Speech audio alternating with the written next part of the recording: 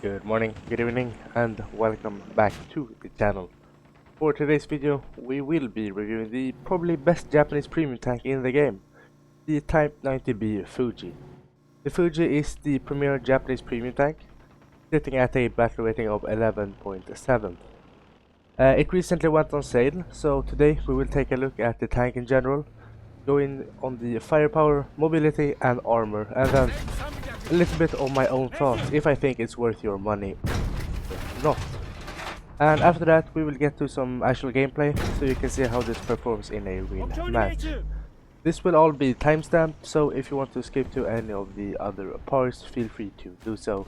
And if you want to see more of these sort of reviews, please leave a comment and subscribe. And if you want to ask any other questions about the tank or other premium tanks, join the Discord link in the description. But let's get into what the Fuji actually is. So, the Type 90B Fuji is a premium version of the Type 90B, pretty easy to figure out.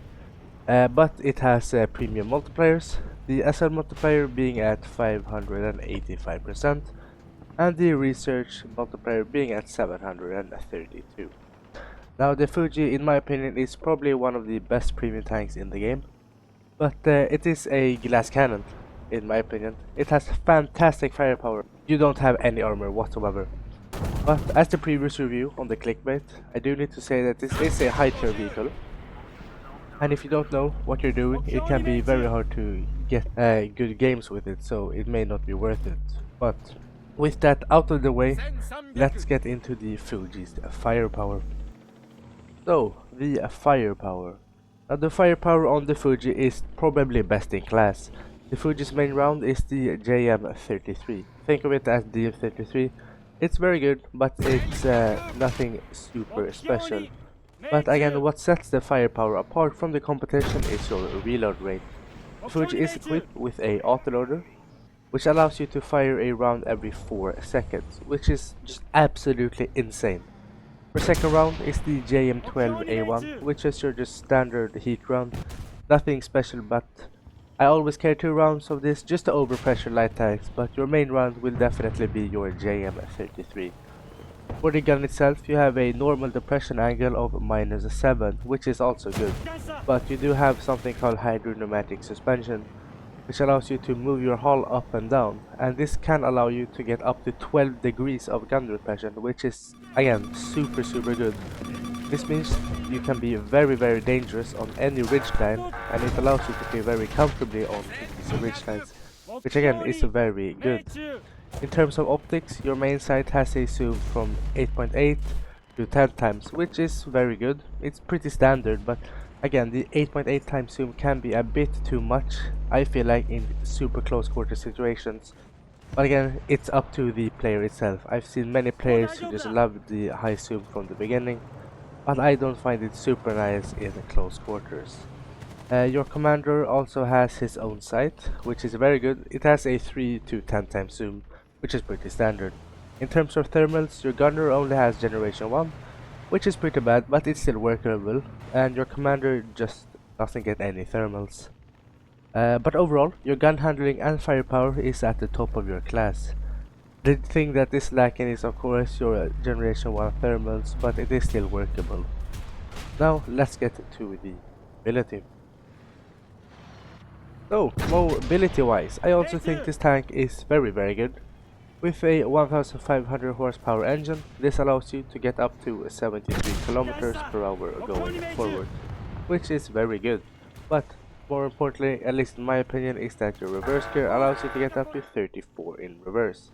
Now this allows you to pull back quickly into cover after a shot. It allows you to play more aggressively in many scenarios. Your mobility forward also allows you to get into very advantageous positions early game. So, if you want to have any success in this tank, make sure to use this mobility to your advantage. It will just catch the enemy off guard when you come to these sort of dangerous positions so early in game. So, make sure to use your mobility to your advantage. Now, moving on to the worst part of the tank. It's not even a question. Your protection. Your protection is just straight ass. From the side, your armor is not there. being around 20 to 100 millimeters thick, which means everything will be able to go through you without a second thought. If they just look at you from the side, you're dead. And from the front, it's not a lot better. Your turret is basically flat, everything can go through you, every main gun at least can just go straight through your turret, with only the side parts of your cheeks being able to somewhat consistently stop shells, but again, they're not super reliable either, and the top shells can just go straight through your turret like absolute butter. So the protection is just not there. You do also have a autoloader, and again, this gives you fantastic firepower, but it also means your survivability is worse. Because you lose a crew member, you don't need a loader, you only have a crew of 3, which means if 2 of them die, you're dead. And if, for example, 2 people die in the Abrams, you're still alive. So again, your survivability is just not there. So in conclusion, everything can just basically sneeze at you and you're dead. So don't get hit at all, because if you do get hit, you're dead. But yeah, is the tank worth it? Well, the tank is definitely worth it, yes. The tank is a fantastic pickup for anybody who wants to grind the Japanese tech tree. My recommendation is that you have some experience in the game, and at least some experience on the higher tiers of the game, because if you don't, it can be definitely hard for you to get used to it, since you don't have any protection whatsoever. But if you don't have these sort of experiences at higher tiers, there are still good options to grind Japan with. If you want a premium, but you don't really want to play at the higher tiers, I would recommend the premium Type 61 or the premium Type 74 Red Star. But if you do have the experience, this is definitely the best tank to grind Japan with, no questions. But now, let's get into the actual gameplay. So, we are on the map Aron C. We are going to go to probably my favorite position to take on this map. We're gonna rush into this kind of depression at D1, D2, and from here you can utilize your fantastic reload rate and firepower to just contest basically every avenue the enemies can take to attack you. And you also have fantastic cover, so you can dictate the battles when you want to take them. So pop up, shoot a few rounds, and then retreat back into cover. You dictate when the fight starts, and they can't really do anything, which is very good. So you can see we're just picking off every Russian we can see, and when we see a BMP3, we just don't take the fight, since he can kill us very easily. We just launch art on him, let him be there, and focus on the other guys we can actually kill.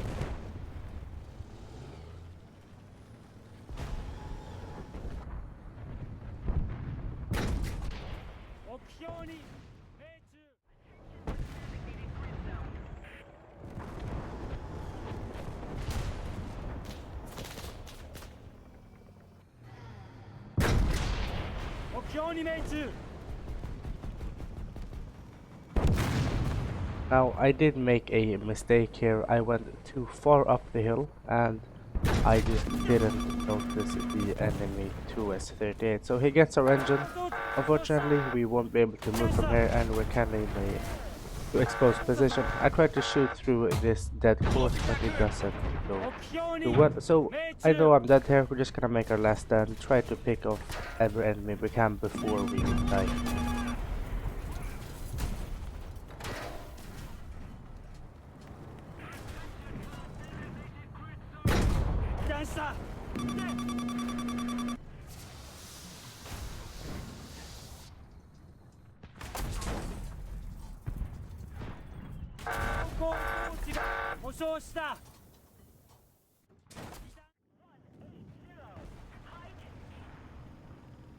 So using a backup, we spawned in again on the same side. I was tempted to try to make it back to the same position, but I noticed that enemies have already pushed up too far for that. So I decided to just stay put on this house, using it as cover, and we're gonna start to pick off all the enemies who have now started to push forward, since if they push forward too far, they will get in a position to start spawn camping our team, and that will eventually lead to our defeat. So we're gonna stay here, be patient, just let the enemy come to us, since that is much safer.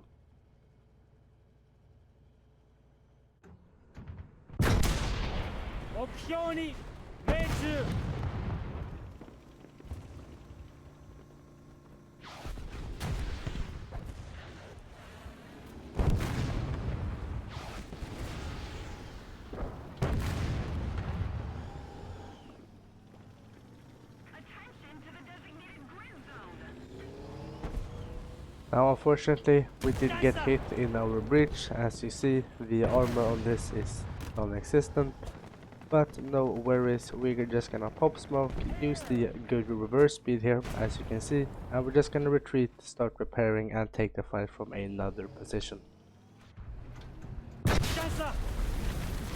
Now unfortunately I was too greedy. I pulled out hoping I could get a shot off first, but unfortunately we didn't, and I ended up dying.